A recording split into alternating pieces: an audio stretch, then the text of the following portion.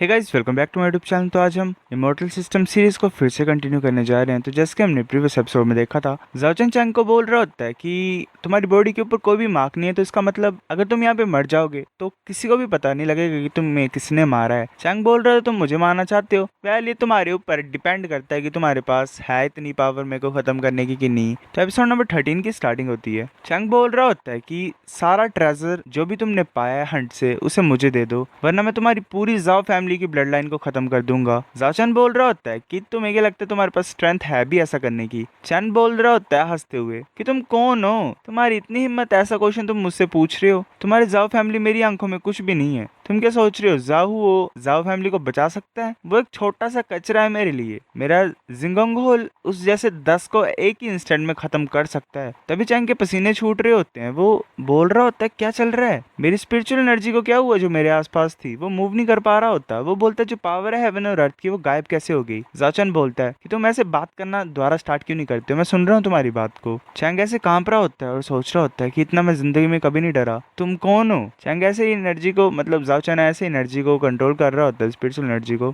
Chang ऐसे नीचे गिर जाता है और सोच रहा होता है कैसा लग रहा है, मेरी बोन्स टूट चुकी हैं, पेन कुछ ज्यादा ही गंदी है। वो बोलते तुम डिवाइन ट्रांसफॉर्मेशन रैलम के हो। वो सोच रहा होता है कि सिर्फ जो डिवाइन ट्रांसफॉर्मेशन रैलम के होते हैं वही हेवन और अर्थ के ओरा को कंट्रोल कर सकते हैं अपने आसपास। जाचन बोलते हैं कि तुमने गैस ठीक की है, अगर तुम वाइन को लेके चले जाते तो मैं तुम्हारी जिंदगी को छोड़ देता, पर तुम मेरी जाओ फैमिली को खत्म करने की सोच रहे हो। अब तुम जिंदा नहीं बच सकते यहाँ पे। चंग बोल रहा होता है कि मैं अंधा हो गया था, मैं देख नहीं पाया तुम्हें कि तुम कितने ज्यादा खतरनाक और स्ट्रॉन्ग हो, मुझे मत मारो। वो सोच रहा होता है कि मैं देख सकता हूँ कि मैं खत्म होने वाला हूँ यहाँ पे। चंग बोल रहा होता है मैं कसम खाता हूँ मैं किसी को भी नहीं बताऊंगा यहाँ से जाने के बाद, मैं कोई भी ऐसे थॉट्स लाऊंगा ही नहीं अपने दिमाग में जाओ फैमिली के बारे में। जाचन बोल रहा होता है अगर कोई तुम्हारे पास यूजफुल इन्फॉर्मेशन नहीं है तो तुम यहाँ पे मर सकते हो। चंग ऐसे ही नीचे गिर जाता है और सोच रहा था यूजफुल इन्फॉर्मेशन क्या बताऊं मैं इसे, मैंने सोचा इसके बारे में पर मैं समझ नहीं पाया। चंग बोल रहा होता है तुम मुझे मार नहीं सकते हो, अगर तुम जिंगोंग होल के लोगों को मारोगे तो जिंगोंग होल तुम्हारे ऊपर अटैक करने के लिए आएगा, तुम्हारी पूरी जाओ फैमिली को वो खत्म कर देगा। जाओ चैन बोलता है हंसते हुए तुमने खुद बोला कि तुम्हारे ऊपर मार्क नहीं है तो किसी को भी पता नहीं लगेगा तुम यहाँ पे मरे हो। फिर ऐसे हमें क्यूंगन माउंटेन के जाओ चैन की मतलब असली बॉडी दिखाई देती है। वो वहीं से ही पपिट को कंट्रोल करता है और चैंग को वहीं पे खत्म कर देता है। उसे नोटिफिकेशन आती है कि तुम्हें 3rd level superior magic weapon ज़ुआनिन फ्लैग मिलता है। जाओ चैन सोच रहा होता है कि मैंने उसकी बॉडी को खत्म कर दिया बिना किसी ट्रेस के। ये बुरी बात है कि मेरे को 2nd लेवल मैजिक ट्रेजर नहीं मिला, उसे वो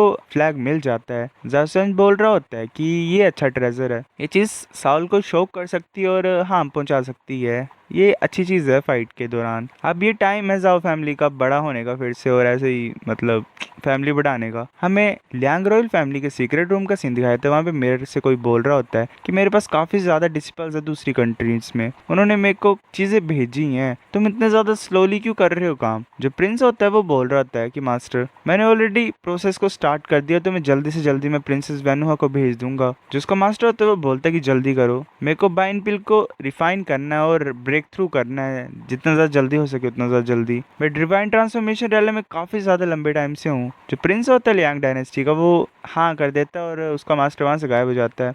प्रिंस बोल रहा होता है कि ली वेनुहा मेरा इंतजार करो, मैं डेफिनेटली तुम्हारी मिंग डायनेस्टी को तबाह कर दूंगा। मैंने काफी ज्यादा गिफ्ट्स भेजे हैं, वो सिर्फ एक प्रिंसेस ही है तो हमारी शादी जल्दी से जल्दी हो ही जाएगी, पर अभी तक कोई न्यूज ही नहीं आई है। वो अपने सर्वेंट को ऑर्डर दे देता है कि जल्दी जाओ और पता लगाओ कि चल क्या रहा है, वो कचरा कर क्या रहा है प्रिंस कोंग मिंग डायनेस्टी का। ये मास्टर का ऑर्डर है, अगर उसे डर नहीं है मेरे से तो क्या उसे मेरे मास्टर से भी डर नहीं है। जो उसका सर्वेंट होता है वो बोलता है कि प्रिंस कोंग से हम कांटेक्ट नहीं कर पा रहे हैं, ऐसा लग रहा है वो गायब हो गया है। जो प्रिंस होता है लियांग डायनेस्टी का वो बोल रहा होता है क्या तैयारियां करो मिंग डायनेस्टी में चलने की। फिर हमें मिंग डायनेस्टी के होंगलू टेम्पल का सीन दिखाई देता है। वहाँ पे सेक्रेटरी होता है, वो बोल रहा होता है मुझे पता नहीं कि प्रिंस इस टाइम यहाँ पे क्या कर रहे हैं, क्या कुछ हुआ है। प्रिंस बोल रहा होता है मैंने गिफ्ट्स ऑलरेडी सेंड कर दी हैं, मेरी शादी कब होगी प्रिंसेस वेनुआ से। जो सेक्रेटरी होता है वो चुपचाप खड़ा होता है वहाँ पे। प्रिंस लियांग बोले तुमने मेरी बात सुनी नहीं, ली वेनुआ को यहाँ पे लाओ, मैं पर्सनली उससे बात करूंगा। सेक्रेटरी बोल रहा होता है कि और हाइनेस बात यह कि प्रिंसेस वेनुआ की ऑलरेडी शादी हो चुकी है।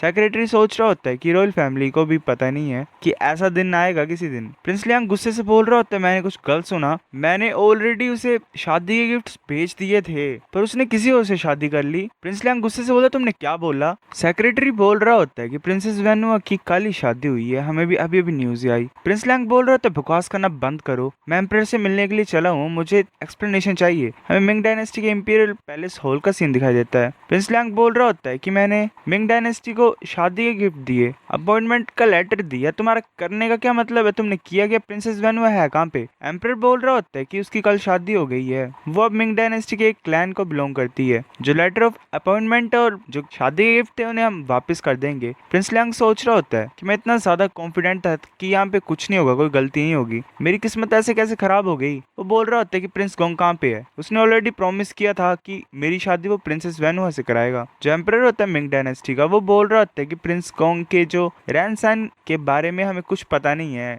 किसी को कुछ पता नहीं है वो गया कहाँ पे। अगर कुछ और बात नहीं है तुम्हारे और मेरे बीच में तो तुम यहाँ से जा सकते हो। प्रिंस लियांग बोल रहा हो तो तुम ऐसे कैसे बात कर रहे हो? मैं क्राउन प्रिंस हूँ लियांग किंगडम का, तुम एक कमजोर से एम्परर हो मिंग किंगडम के, तुम मेरे को कमांड देना चाहते हो? अगर मैं आज प्रिंसेस वेनुआ को नहीं देखूंगा तो मैं तुम सभी को यहाँ पे खत्म कर दूंगा। तभी सेक्रेटरी बोलता है कि ये गोल्डन कोर के 5th लेवल पे है। सभी सोल्जर्स प्रिंस लियांग को घेर लेते हैं एम्परर को प्रोटेक्ट करने के लिए। प्रिंस लियांग बोल रहा होता है कि तुम चींटी हो मेरे सामने से, वो उड़ा देता है उन सभी को। एम्परर बोल रहा होता है यान ज़ैंग क्यूंग, ऐसे तुम्हारी मिंग डायनेस्टी तुम्हारी डायनेस्टी की तरह इतनी पावरफुल नहीं है, पर अगर वॉर होगी तो ये मत सोचना कि तुम भी ऐसे बिना खून के निकल जाओगे। लियांग ऐसे अटैक करने के लिए आ रहा होता है और बोलता है मैंने बोला ना तुम्हें कि मैं प्रिंसेस वेनुआ से मिलना चाहता हूं, वरना तुम सभी यहाँ पे मरोगे। तभी जाओ वो एम्परर के सामने आ जाता है एकदम से ही और प्रिंस लियांग को वहां से पुश कर देता है। वेनुआ एम्परर के पास आके पूछ रही होती है कि फादर तुम ठीक हो? वेनुआ बोल रही होती है कि ये तुम्हारी डॉटर का हस्बैंड है, आज हमारा दूसरा दिन है शादी का, जैसे कि कस्टम्स होते हैं मेरे को अपने पेरेंट्स के होम में आना पड़ना था तुमसे मिलने के लिए और एक तरीके से आशीर्वाद लेने के लिए।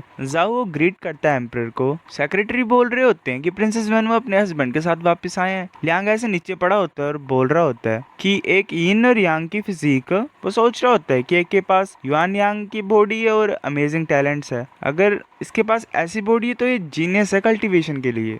इन दोनों की शादी हो गई, अगर ये डुअल कल्टीवेशन प्रैक्टिस करेंगे तो इनकी कल्टीवेशन स्पीड 10 टाइम से इंक्रीज हो जाएगी। अगर इन दोनों लोगों को मैं मास्टर के पास दे दूंगा तो अफेक्ट प्रिंसेस वेनुआ से भी ज्यादा होंगे अगर अकेला देता मैं उन्हें। तो अगर इन दोनों को साथ में डाल दिया जाएगा तो एक तरीके से काफी अच्छा फ्रूट मिलेगा हमें। प्रिंस लियांग ऐसे खांसता सोच रहा होता है कि साथ में मैं काफी ज्यादा शौक हूँ कि जाओ इतना ज्यादा स्ट्रॉन्ग है। ये अमेजिंग बात है कि इतना ज्यादा यंग पर्सन और इतना ज्यादा स्ट्रॉन्ग कल्टीवेशन लेवल है इसका। प्रिंस लियांग बोल रहा होता है ठीक है, मिंग डायनेस्टी ने शादी को मना नहीं किया पर वो एनवॉय को मार रहे हैं एक तरीके से और तंग कर रहे हैं। जाओ बोलता है कि तुम एनवॉय हो, तुम्हारी इतनी हिम्मत, तुम मिंग डायनेस्टी के कोर्ट में ऐसे हरकतें कर रहे हो, तुम चाहते हो कि लियांग डायनेस्टी और हमारे बीच में लड़ाई हो। प्रिंस लियांग बोलता है कि मैं गिव अप नहीं करूंगा, आज जो भी हुआ है यहाँ पे मिंग डायनेस्टी तुम इंतजार करना मेरा। वो वहां से चल पड़ता है।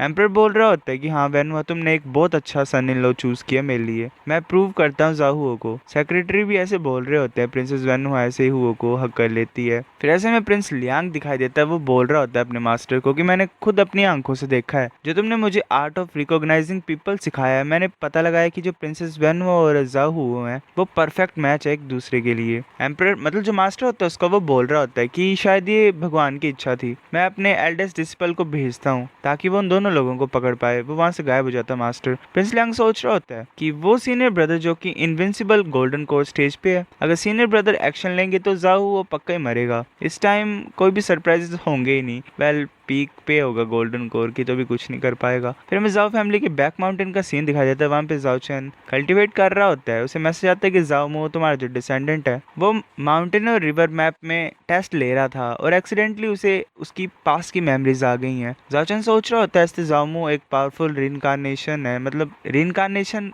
हुई है उसकी, उसके पास पास्ट की मेमोरीज हैं। उसकी मेमोरी डैमेज हो गई थी पर उसे पता नहीं लग रहा था। एग्जाम्पल की बात देख लो, मैं मरा, मैं रिइंकार्नेट हुआ, कुछ पता नहीं है, सब कुछ मिस्ट्री टाइप ही है। उसका भी यही सीन है। फिर हमें जाओ चैन के उस ट्रेजर का सीन दिखाया जाता है। वो सोच रहा होता है मैं देखना चाहता हूँ कि किस तरीके की मेमोरीज उस रिइंकार्नेटेड ग्रेट मास्टर ने अवेकन किए हैं इस टाइम पे। हमें मैप ऑफ माउंटेन और रिवर के अंदर का सीन दिखाया जाता है। वो जो होता है जाओमो वैसे कुछ एनर्जी टाइप को कलेक्ट कर रहा होता है, अपनी मेमोरीज में घूम रहा होता है, काफी ज्यादा वेव्स होती हैं उसके आगे। वो अपने आप को एक अंडरग्राउंड प्रिजन में पाता है, उसकी बॉडी के ऊपर काफी ज्यादा मार्क्स होते हैं। एक इंसान बोल रहा होता है कि तुमने सही तरीके से आज रेजिस्ट किया, सिर्फ 3 ही दिन हुए हैं, मैंने एक्सपेक्ट नहीं किया था कि तुम अभी तक मरोगे नहीं, पर ये सही है, मैं तुम्हारी क्विलिन कार्टिलेज में घुसूंगी और तुम्हारी क्यूंगलोंग बोन मैरो को वहां से निकाल लूंगी, तुम्हारे ज़ूक्यू मेरिडियंस को भी निकाल दूंगी और उन सभी को अपने अंदर ट्रांसप्लांट कर दूंगी। वो एक लड़की होती है, पर अगर मैं कल्टीवेट करना चाहती हूँ उसे तो मेरे को ब्लड चाहिए तुम्हारी बॉडी का उसे नरिश करने के लिए। जितना ज्यादा ब्लड तुम निकालोगे उतनी ज्यादा सक्सेस रेट होगी, तो इतनी आसानी से मरना मत। वो जो इंसान होता है वो बोलता है क्यों चूजी, मैंने तुम्हें बिल्कुल सही तरीके से ट्रीट किया था, तुम ऐसा क्यों कर रहे हो मेरे साथ। वो लड़की बोल रही होती तुम बोल रहे हो क्यों,